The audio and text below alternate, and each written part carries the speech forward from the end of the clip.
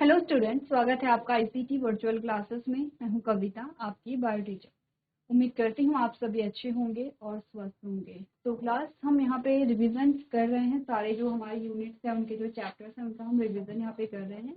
जैसे कि प्रीवियस जो हमारा चैप्टर था, उसमें हमने बात की थी जेनेटिक्स का जो सेकंड चैप्टर था, मॉलिक्यूलर बेसिस ऑफ इनहेरिटेंस। तो वहाँ पर हमने देखा था, चैप्टर को समझा था, इंपॉर्टेंट टॉपिक को हमने कम्प्लीटली यहाँ पे रिवाइज किया था और समझा था। ठीक है, आज का जो चैप्टर हमारा है वो है ह्यूमन हेल्थ एंड डिजीज करके। ये जो हमारा चैप्टर है, इसको जल्दी से रिवाइज कर लेंगे। इंपॉर्टेंट भी है, क्वेश्चन बनते हैं यहाँ से। और जो इम्पोर्टेंट हमारे टॉपिक है उन पे ज़्यादा फोकस करेंगे। जो कॉमन हमारे टॉपिक है, जैसे कि आज जो जितने भी कॉमन टॉपिक हमारे हैं, आज हम उसको कवर कर लेंगे। और नेक्स्ट जो हमारा लेक्चर होगा उसमें हम इम्पॉर्टेंट जो टॉपिक है उनको अच्छे से समझेंगे। ठीक है, तो चलो, ह्यूमन हेल्थ एंड डिजीज में हमने, देखो चैप्टर का नाम ही हमें बता रहा है कि हमने हेल्थ के बारे में बात की होगी और हमने डिजीज के बारे में बात की होगी। टाइप्स ऑफ डिजीज के बारे में हमने बात की है। डिजीज, अलग अलग जो डिजीज है उनके कुछ एग्जाम्पल हमने लिए हैं। वो डिजीज होती कैसी है, क्या क्योर है उनका, इन्फेक्शन कैसे बढ़ता है, कैसे हमारा इम्यून सिस्टम काम करता है, ये सारे टॉपिक हमने इस चैप्टर में कवर किए हैं। तो चलो स्टार्ट करेंगे। बहुत बेसिक से हमारा जो सबसे बेसिक सा टॉपिक है वो है हेल्थ। ठीक है, हेल्थ क्या होती है? अगर इन जनरल आपसे पूछा जाए कि व्हाट इज हेल्थ, तो आप कहेंगे कि जिसकी शरीर में कोई भी किसी भी प्रकार का रोग नहीं है, उसे हम क्या कहेंगे? स्वस्थ व्यक्ति कहेंगे। ठीक है, अगर कोई बीमार नहीं है तो उसको हम क्या कहेंगे? स्वस्थ व्यक्ति कहेंगे। नॉर्मली सबका आंसर यही होता है।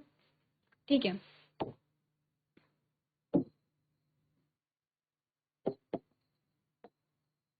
तो जब आप हेल्थ के बारे में बात कर रहे हैं, तो आप हेल्थ के बारे में बात नहीं कर रहे हैं, आप उसकी फिजिकल हेल्थ के बारे में बात कर रहे हैं। ठीक है, हमने कहा कि जब हम हेल्थ की बात करते हैं तो हम सिर्फ यहाँ पर फिजिकल हेल्थ की बात करते हैं। तो क्या और भी हेल्थ हमारे पास आते हैं? हमने कहा यस, हमारी जो हेल्थ है वो सिर्फ हमारी फिजिकल हेल्थ ठीक होने से हम ये नहीं कहेंगे कि हम एक हेल्दी पर्सन है। हमें हेल्दी बनने के लिए physical health, mental health, emotional health and social health, सब पे काम करना पड़ेगा। तो हमने क्या क्या बात की है? फिजिकल हेल्थ हो गई है,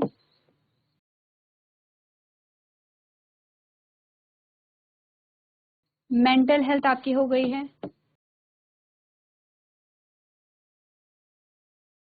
इमोशनल हेल्थ आपकी हो गई है,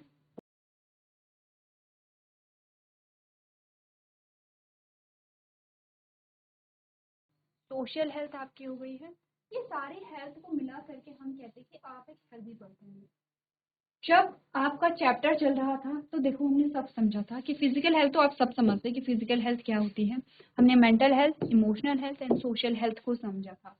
अगर मैं आपसे पूछूं कि बताइए मेंटल हेल्थ, इमोशनल हेल्थ और सोशल हेल्थ क्या होती है, तो एक बार रिकॉल कीजिए। ऐसा नहीं है कि इतने बेसिक से क्वेश्चन आपके पास आएंगे। देखो, यहाँ पर ऐसा नहीं पूछा जाएगा कि इमोशनल हेल्थ क्या होती है या मेंटल हेल्थ क्या होती है। ठीक है, आपके पास ये क्वेश्चन नहीं आएंगे, लेकिन ये कॉन्सेप्ट आपके क्लियर होने चाहिए, क्योंकि ये सेम जो कॉन्सेप्ट है वो आपके हर सब्जेक्ट में आता है। ऑलमोस्ट सभी सब्जेक्ट में आप कभी ना कभी तो आप इस टॉपिक के बारे में बात करते हैं। तो हमें इतना पता होना चाहिए कि जो हमारे यहाँ पे हेल्थ का मतलब है, उसका मतलब होता क्या है। देखो, सोचो एक बार। देखो, हमने क्या बातें की हैं। देखो, फिजिकल हेल्थ तो हम सिंपल सा समझते हैं कि हमारा जो शरीर है वो अगर रोग मुक्त है तो उसको हम क्या कहेंगे? फिजिकल हेल्थ कहेंगे। आपने कहा अगर आपका जो माइंड है वो यहाँ पे स्ट्रेस फ्री है, आपको किसी भी चीज की टेंशन नहीं है, तो किसी भी चीज की टेंशन ना होने का मतलब है कि नॉर्मली तो हमें टेंशन होती है। आपने होमवर्क नहीं किया है तो आपको थोड़ा सा टेंशन तो होगी, बट ऐसी टेंशन नहीं है कि आपकी मेंटल हेल्थ खराब होगी। ठीक है, आप यहाँ पे स्कूल जा रहे हैं, 5 मिनट आप लेट हो गए हैं, आपको टेंशन तो होगी, बट ठीक है, उससे मेंटल हेल्थ खराब नहीं होगी, वो तो बस कुछ टाइम की टेंशन होती है। आपको यहाँ पर पढ़ाई करनी है और आपके पास बहुत ज़्यादा सिलेबस है, तो आपको थोड़ा सा टेंशन तो होगी। आपके बोर्ड्स आ रहे हैं, आपको थोड़ा टेंशन तो होगी, बट इतनी नहीं होनी चाहिए टेंशन कि वो आपकी हेल्थ को खराब करने लगे। तो आपने कहा अगर आप स्ट्रेस फ्री हैं, तो ये स्ट्रेस एक बहुत बड़ा वर्ड होता है। ये छोटी मोटी जो टेंशन है वो हमें होती है, लेकिन स्ट्रेस का मतलब होता है कि जब आपको बहुत ज़्यादा टेंशन है, बहुत ज़्यादा स्ट्रेस में आप हैं, बहुत ज़्यादा जो दबाव है आप फील कर रहे हैं, आपको महसूस हो रहा है, तो वो आपकी मेंटल हेल्थ है। नेक्स्ट हमने कहा कि मेंटल हेल्थ वहाँ पे खराब हो गई, तो हमने कहा कि मेंटल हेल्थ का मतलब है कि आप स्ट्रेस फ्री हों, ठीक है। नेक्स्ट आओ इमोशनल हेल्थ पे। इमोशनल हेल्थ पे से मतलब है कि हमारे बहुत सारे इमोशंस होते हैं, ठीक है। वो आपने कहा कि वो फेयर होता है, वो लव होता है, वो एंगर होता है, यहाँ पे बहुत सारे हमारे इमोशंस आते हैं, ठीक है। आप इमोशंस के बेसिस पे ही लोगों को जज करते हैं, आपसे किसी ने कैसे बात की, कोई कितनी जल्दी गुस्सा होता है, कोई कितने प्यार से आपसे बात करता है, किसी को कितना डर लगता है, ये सारे यही तो इमोशन है जिसकी वजह से आप किसी को जज कर पाते कि वो तो बहुत ज्यादा डरपोक है, या वो बहुत ज्यादा साहसी है, या वो बहुत अच्छे से बात करता है, या वो बहुत ज्यादा गुस्सैल है। तो आपने कहा कि ये इमोशन जो है हमारे, वो सारे ही इमोशन सभी में पाए जाते हैं और सभी में पाया जाना जरूरी है। किसी को गुस्सा नहीं आता है तो वो भी एक प्रॉब्लम है। आपने कहा जो गुस्से वाला फैक्टर है, जो गुस्से वाले इमोशन है, वो भी आपके अंदर होना चाहिए, लेकिन इतना भी नहीं होना चाहिए कि ये आपको हार्म पहुंचाने लगे या आपके आसपास जो लोग हैं उन्हें हार्म पहुंचाने लगे। तो जो भी हमारे इमोशंस होते हैं, आप उनका जो यूज है वो कैसे करते हैं, आपके इमोशंस आपके कंट्रोल में कितने हैं, आप कहाँ पर कैसे इमोशन किस तरीके से यहाँ पे एक्सप्रेस करते हैं, ये बताता है कि आपकी इमोशनल हेल्थ कैसी है। जैसे कि आपने कहा आप शॉर्ट टेम्पर्ड, इट मीन्स कि ऐसा नहीं कि आप इमोशनली बहुत ज्यादा हेल्दी हैं, नहीं। लेकिन अगर आपने कहा आपको गुस्सा भी आता है तो आप कंट्रोल कर लेते हैं, ठीक है, आप किसी से प्यार से भी बात कर लेते हैं, आपको दूसरे की इमोशंस की भी फिक्र है, तो आपने कहा इट मीन्स कि आप हेल्दी पर्सन है यहाँ पर। तो ये हमारी इमोशनल हेल्थ होती है। नेक्स्ट आते हैं सोशल हेल्थ पे। सोशल हेल्थ यानी कि सोशली आप किसी से कैसे इंटरेक्ट करते हैं, सोशली आप किसी को कैसे हैंडल करते हैं, तो ये हमारे सोशल हेल्थ से रिलेटेड होता है। इम्पॉर्टेंट अगर हम देखें तो तीन चीजें हमारी होती है, फिजिकल हेल्थ है, मेंटल हेल्थ और इमोशनल हेल्थ है, और साथ में हमारी सोशल हेल्थ है। अगर आपकी ये सारे जो हेल्थ हैं, आप इन सभी से अगर हेल्दी हैं तो आप एक हेल्दी पर्सन कहलाएंगे। तो हमने कहा हेल्थ का मतलब सिर्फ हमारे शरीर की बीमारियों से नहीं होता है, हेल्थ का मतलब होता है कि ऑल टाइप की जो आपकी हेल्थ होती है, ठीक है, उसके बारे में हम बात करते हैं। तो पहली जो स्टेटमेंट है वो सेम आपको यही बताती है, health is defined as the state of a complete physical, mental and social wellbeing. आपने कहा हेल्थ का मतलब आपकी मेंटल हेल्थ से भी है, आपकी फिजिकल हेल्थ से भी है, आपकी इमोशनल हेल्थ से भी। इमोशनल हेल्थ और सोशल हेल्थ काफी हद तक एक दूसरे से जुड़े हुए हैं, ठीक है। अब आपने कहा वो कौन सी चीजें हैं जिसपे जो ह्यूमन है उसकी जो हेल्थ है वो डिपेंड करती है, सारे। अच्छा, एक और चीज हमने जो समझी थी वो ये समझी थी कि एक हेल्थ दूसरी हेल्थ से रिलेटेड होती है। जैसे कि आप फिजिकली एकदम फिट हैं, बढ़िया है, ठीक है, कोई बीमारी नहीं है, लेकिन आपको किसी चीज का बहुत ज्यादा स्ट्रेस है और आप बहुत ज्यादा टेंशन में यहाँ पे हैं, तो इस केस में आपकी बॉडी जो है वो बहुत हैवी फील करेगी, ठीक है। आपको ऐसा नहीं लगेगा, आपका एंजॉय करने का मन नहीं करेगा, घूमने का मन नहीं करेगा, किसी से बातें करने का मन नहीं करेगा। तो यहाँ पर क्या इम्पैक्ट पड़ा है कि आप फिजिकली आप एकदम फिट है, लेकिन फिर भी आपकी बॉडी ऐसे फील कर रही है कि जैसे वो बीमार है। धीरे धीरे आपने कहा कि जो फिजिकल हेल्थ से रिलेटेड जो इशू है वो भी आने लगते हैं, ठीक है। या इमोशनली आप क्या है यहाँ पे बहुत ज्यादा डिस्टर्ब रहते हैं, बहुत ज्यादा गुस्सा आपको आ जाता है, बहुत ज्यादा इमोशनल आप हो जाते हैं, आपको बहुत छोटी चीजें बहुत ज्यादा बुरी लग जाती है। मीन्स कि आपका जो इमोशनल हेल्थ है वो बैलेंस नहीं है, और इसकी वजह से आपने कहा कि आपकी जो मेंटल हेल्थ है वो अच्छी नहीं होती। ये सारे जो इमोशंस होते हैं बहुत ज्यादा इम्पल्सिव जो होते हैं, ये आपकी मेमोरी से रिलेटेड बहुत सारी ऐसी चीजें हैं जिनको अफेक्ट करते हैं। आपकी मेंटल हेल्थ अगर बहुत ज्यादा अच्छी नहीं रहती है तो आपकी फिजिकल हेल्थ में वहाँ पर डिस्टर्ब होने लगती है। तो एक हेल्थ दूसरी हेल्थ से कनेक्टेड है। तो अब क्वेश्चन ये आता है कि वो कौन से फैक्टर है जो ह्यूमन हेल्थ को अफेक्ट करते हैं। हेल्थ का मतलब हम सारी हेल्थ से बात करें, अभी जनरली हम बात कर रहे हैं, ठीक है। देखो, एक्चुअली में ये जो चैप्टर है हमारा ये फिजिकल हेल्थ के बारे में ही है, तभी आप हेल्थ और डिजीज पढ़ रहे हैं, बट आपको हेल्थ का मतलब भी पता होना चाहिए। तो अगर हम देखें कि हेल्थ किन किन चीजों पे डिपेंड करती है, तो आपने कहा जो आपकी जेनेटिक्स होती है, आपने कहा जो आपका लाइफस्टाइल होता है। अच्छा, दो चीजें इंपॉर्टेंट है अभी के लिए, तो अभी के लिए दो चीजें इंपॉर्टेंट है, आपका जो यहाँ पे जेनेटिक इंफॉर्मेशन है, और दूसरी चीज आपका लाइफस्टाइल कैसा है। तो जेनेटिक इंफॉर्मेशन तो सबसे पहले आते हैं। अगर कोई ऐसी चीज है, कोई ऐसी बीमारी है जो क्या है आपके जेनेटिक मटेरियल की वजह से है, आपकी जीन्स की वजह से है। अब देखो, जेनेटिक मटेरियल, जीन्स, ये सारे वर्ड आपके लिए फैमिलियर है, ऐसा नहीं है कि नए वर्ड हैं। हमने पूरे जो चैप्टर है वो पढ़े हैं, हमारा रिवीजन यहाँ पर चल रहा है। अब यहाँ पर आपका क्वेश्चन ये नहीं होना चाहिए कि जेनेटिक मटेरियल या जीन किसे कहते हैं, क्या होता है। अगर मैं इनहेरिटेंस की बात करूँ या इनहेरिटेड कैरेक्टर की बात करूँ, तो आप लोगों का क्वेश्चन ये नहीं होना चाहिए कि ये क्या होता है, क्योंकि देखो हमारा रिवीजन चल रहा है, बहुत जल्दी हमारे एग्जाम्स होने वाले हैं, और अब तो हमें पूरी तरीके से प्रिपेयर होना चाहिए, ठीक है। अब हम पूरी तरीके से, अब सिर्फ इतना है कि आपको रिवाइज करनी है चीजें। तो देखो हमने कहा कि जो जेनेटिक इन्फॉर्मेशन है, जो जीन से रिलेटेड प्रॉब्लम्स होती है, इट मीन्स कि वो क्या होंगे, ट्रांसफर होंगे from one generation to other generation. ठीक है, उसमें जितने भी कैरेक्टर होंगे आपने कहा वो ट्रांसफर होते हैं। यही तो होता है, हमारे पेरेंट्स से जो कैरेक्टर है वो हमें ट्रांसफर होते हैं।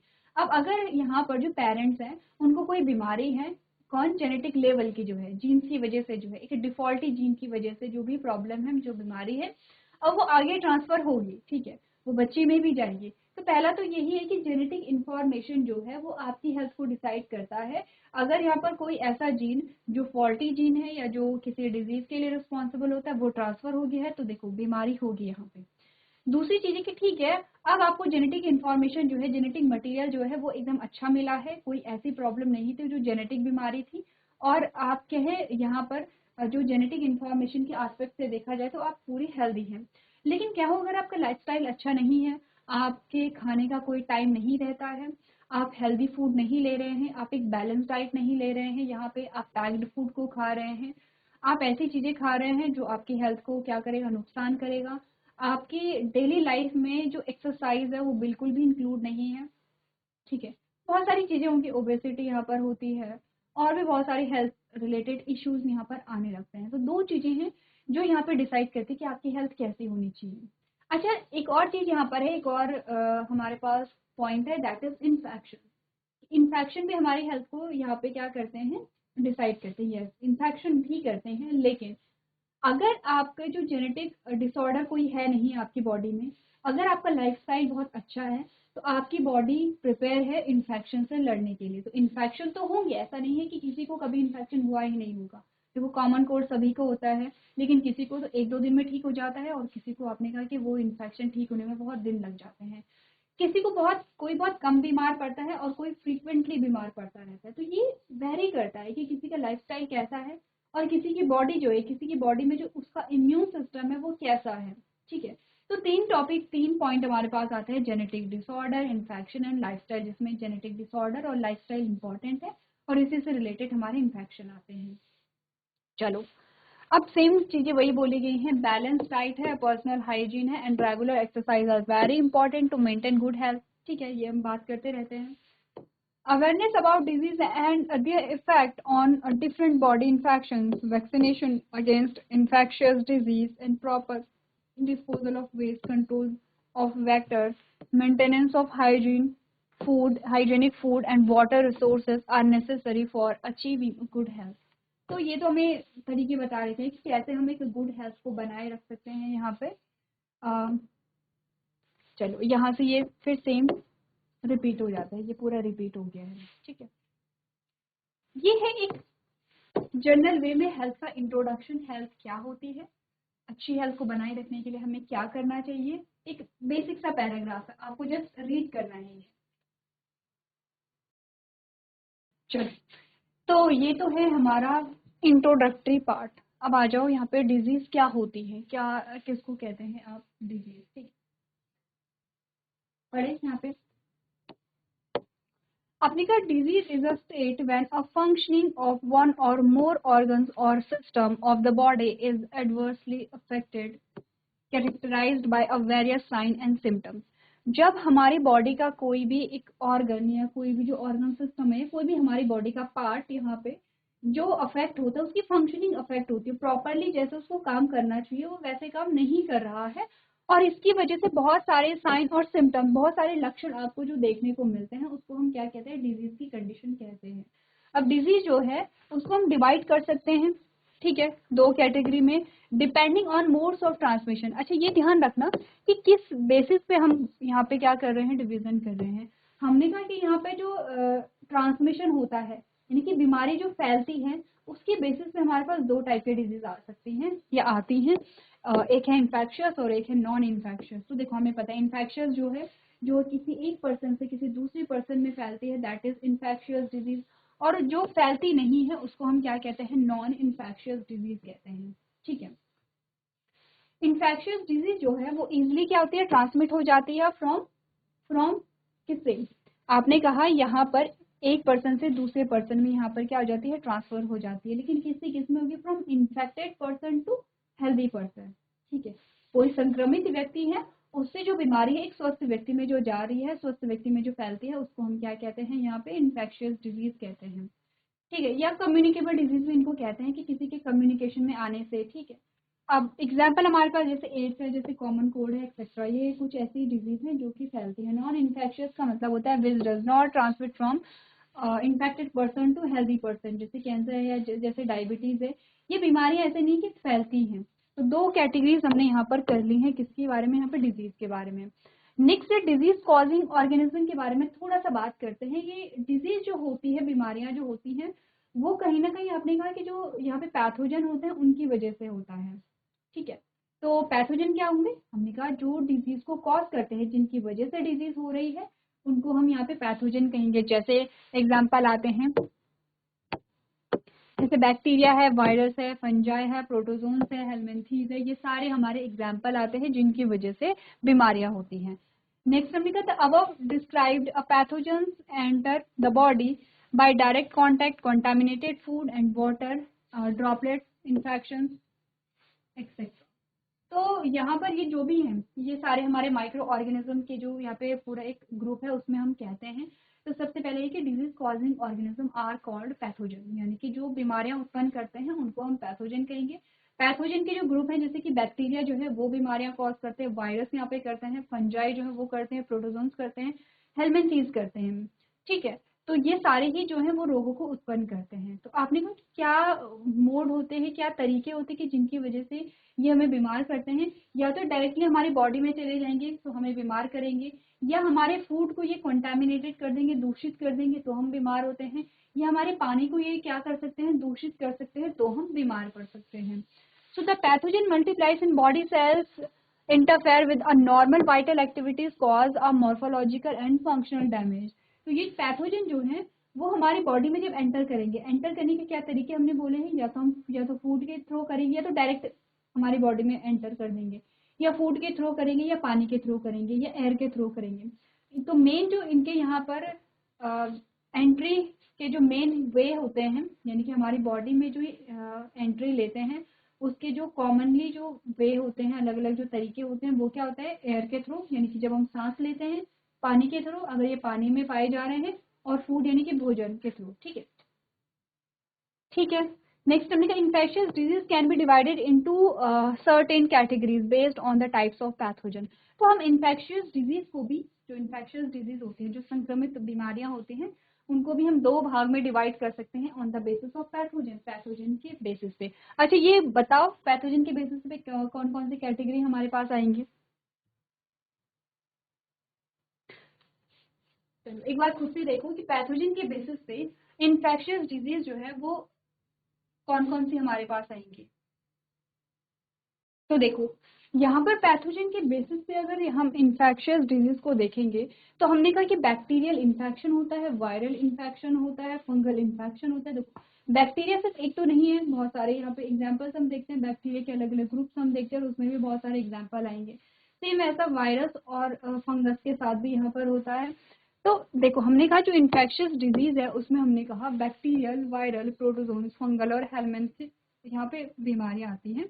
एग्जाम्पल देखो जैसे निमोनिया है, जैसे कॉमन कोल्ड है, अमीबियासिस है, रिंगवॉर्म है, एस्कैरियासिस है, प्लेग है, टाइफाइड है, पोलियो है एक्सेट्रा, मलेरिया एक्सेट्रा, या एथलीट्स फुट, फिलेरियासिस है, यहाँ पे डायरिया है। ठीक है, some disease are transmitted by vector that is mosquito like a dengue, जिसमें एडीज एजिप्टी के बारे में हम बात करते हैं, चिकनगुनिया है, सेम एडीज एजिप्टी है, और एडीज एल्बो पिक्टस है, एंड मलेरिया जिसमें हम एनोफिलिस की बात करते हैं। अच्छा यहाँ तक जो चीजें हैं वो तो बहुत बेसिक सी चल रही हैं, डिजीज क्या होती हैं, डिजीज के टाइप्स क्या होते हैं, पैथोजन जो है वो क्या होते हैं। अगर यहाँ तक की बात क्लियर है तो अब आ जाओ यहाँ पर, जिसमें हम बात करते हैं थोड़ा सा इम्यूनिटी के बारे में। यहाँ पे आ जाओ, ठीक है, इम्यूनिटी के बारे में थोड़ा सा बात करते हैं। और इम्यूनिटी जो हमारा टॉपिक है ये हमने कई बार अलग अलग चैप्टर में यहाँ पर देखा भी है। जब भी हमारे पास इम्यून सिस्टम या इम्यूनिटी या WBC के फंक्शंस की बात आती है तो हम इम्यूनिटी की बात करते हैं। ये आपका इंपॉर्टेंट है, आपसे पूछा जाता है। एक तो इम्यूनिटी वाले पोर्शन से आपसे पूछा जाएगा जो क्वेश्चन आएंगे, इससे पहले के जो है वो बहुत बेसिक से क्वेश्चन है, उनसे कोई क्वेश्चन नहीं आएगा। अगर बहुत ज़्यादा इजी क्वेश्चन आए हैं तो ही चांसेस हो सकते हैं, या फिर आपके पास इतना हो सकता है कि इन्फेक्शियस डिजीज या नॉन इन्फेक्शियस डिजीज के एग्जाम्पल बताइए और कॉजिंग जो पैथोजन है वो बताइए, तो ये क्वेश्चन आ सकता है। बाकी जो हेल्थ है उसकी डेफिनेशन, डिजीज की जो डेफिनेशन है, इतने सिंपल क्वेश्चन तो नहीं आएंगे, ठीक है, लेकिन पढ़ने हैं, हमें पता होने चाहिए। अब हमने कहा क्वेश्चन जो आपके मैक्सिमम चांसेस होते हैं वो इम्यूनिटी से आते हैं, इम्यून सिस्टम से रिलेटेड आते हैं। पहले एक बार थोड़ा सा डिस्कस कर लेते हैं इम्यूनिटी और हमारा जो इम्यून सिस्टम होता है, ये सारे हमारे इम्यून सिस्टम है, ठीक है, ये पूरा हमारा इम्यून सिस्टम है जिसमें जो प्राइमरी और सेकेंडरी ऑर्गन हमारे पास आते हैं। जैसे कि अगर हम पीछे जाएंगे तो हमारे पास क्या आते हैं, कुछ इनेट इम्यूनिटी आती है। इनेट इम्यूनिटी क्या होती है यहाँ पर, ठीक है, फिर हमारे पास एक्वायर्ड इम्यूनिटी यहाँ पर आती है। हम एंटीबॉडीज के बारे में, टाइप्स ऑफ एंटीबॉडीज के बारे में बात करेंगे, वैक्सीनेशन एंड इम्यूनाइजेशन के बारे में यहाँ पर बात होगी, ठीक है। अब आते हैं ह्यूमन इम्यून सिस्टम जो है, तो सबसे पहले हम ह्यूमन इम्यून सिस्टम को एक बार डिस्कस कर लेते हैं, देन हम नेक्स्ट लेक्चर में यहाँ पे इम्यूनिटी के बारे में बात करेंगे। इम्यून सिस्टम में बस आपको क्या देखना है, कौन कौन से पार्ट्स इंक्लूड होते हैं वो देखने हैं। तो देखो, आपने कहा lymphoid organs, immune cells and soluble molecules like antibodies and lymphoid tissues, ठीक है। जो इम्यून सिस्टम है इसमें ये सारे पार्ट्स इंक्लूड होते हैं। अब आपने कहा lymphoid organs, these are the organs when origin and maturation and proliferation of lymphocytes occurs, they are following two types. तो ध्यान से देखो, लिम्फॉइड ऑर्गन की बात की है पहला, इम्यून सेल्स की बात की है, सॉल्युबल मॉलिक्यूल्स जैसे कि एंटीबॉडीज की बात की है, और लिम्फॉइड टिश्यू की बात की है। अब हम लिम्फॉइड ऑर्गन के बारे में बात करते हैं। अच्छा, आपको पता है कि लिम्फ का फॉर्मेशन कैसे होता है, या चलो पहले हम ये कर लेते हैं, उसके बाद हम लिम्फ को थोड़ा सा पढ़ेंगे। लिम्फॉइड ऑर्गन्स के बारे में बात करते हैं तो हमने कहा कि यहाँ पर they are the organs where the origin and maturation and proliferation of lymphocytes occur. यहाँ पर जो लिम्फोसाइट्स होती हैं उनका ओरिजिन और उनका मैच्योरेशन यहाँ पर होता है। लिम्फॉइड ऑर्गन दो टाइप के हमारे पास आते हैं, प्राइमरी लिम्फॉइड ऑर्गन और सेकेंडरी लिम्फॉइड ऑर्गन, ठीक है। प्राइमरी लिम्फॉइड ऑर्गन में हमने क्या पढ़ा है, primary lymphoid organs are the sites where lymphocytes differentiate, ठीक है, and mature to become antigen sensitive, example bone marrow and thymus। तो प्राइमरी लिम्फोइड ऑर्गन वो ऑर्गन होते हैं जहां पर जो लिम्फोसाइट है उनका फॉर्मेशन होता है, ठीक है, एंड मेच्योर होती है यहाँ पे लिम्फोसाइट। तो वो कौन कौन से ऑर्गन होते हैं, हमारे बोन मैरो एंड थाइमस होता है जिसमें हमने बी लिम्फोसाइट और टी लिम्फोसाइट की बात की है। तो प्राइमरी लिम्फोइड ऑर्गन कहाँ कौन से होंगे, जिनमें लिम्फोसाइट बन भी रही है और मेच्योर हो रही है, कुछ मेच्योर होती है कुछ नहीं होती है, वो हम आगे जाकर के बात करेंगे। लेकिन अभी के लिए इतना समझो कि बोन मैरो एंड थाइमस के हमारे प्राइमरी लिम्फॉइड ऑर्गन्स हैं। अब देखो, in bone marrow all blood cells include lymphocytes are produce and B lymphocytes mature. जब हमने देखा था ब्लड को, हमने टिश्यू पढ़ा है, टिश्यू में हमने ब्लड पढ़ा है, ठीक है, और जब हमने टिश्यू में ब्लड पढ़ा है तो हमने वहां पर बात की है, देखो ब्लड आपने अलग अलग जगह पढ़ा होगा, अपने टिश्यू में ब्लड पढ़ा है, जब हम सर्कुलेटरी सिस्टम पढ़ते हैं तो हम यहाँ पे ब्लड पढ़ते हैं। तो ब्लड में हमने कहा, ब्लड का कंपोजिशन हमने देखा था कि ब्लड किस किस चीज से मिलकर के बना है, प्लाज्मा से बना है और किससे बना है, ब्लड सेल से। प्लाज्मा में मैक्सिमम पोर्शन किसका है, यहाँ पर वाटर का है, इसके साथ कुछ प्रोटीन यहाँ पर आती हैं, ठीक है। तो जैसे एल्ब्यूमिन, फाइब्रिनोजन, वहां पर हमारे पास क्या आई थी, कुछ सेल्स आई थी, इसके कुछ प्रोटीन आई थी, ठीक है। ये एल्ब्यूमिन एंड फाइब्रिनोजन क्या है, प्रोटीन है जो प्लाज्मा में पाई जाती हैं। इसके अलावा आपने कहा कुछ यहाँ पे जो प्रोटीन्स होती हैं वो हैं, इसके अलावा कुछ और छोटी छोटी प्रोटीन जो होती हैं, या आपने कहा कुछ जो हार्मोन्स यहाँ पर होते हैं वो पाए जाते हैं प्लाज्मा में। तो मेनली हम वाटर एंड प्रोटीन को लेते हैं प्लाज्मा में।